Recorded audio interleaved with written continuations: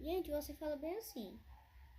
Se sua mãe tá dormindo, como é que você tá sozinho em casa?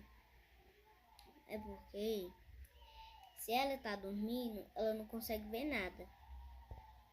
Todo mundo, acontece com todo mundo. Toda vez que nós vai dormir, nós não consegue ver nada. Que a gente capota, cai no sono. Então fica parecendo que a gente tá sozinho em casa, entendeu? Então, bora, senão perde o coisa do tempo.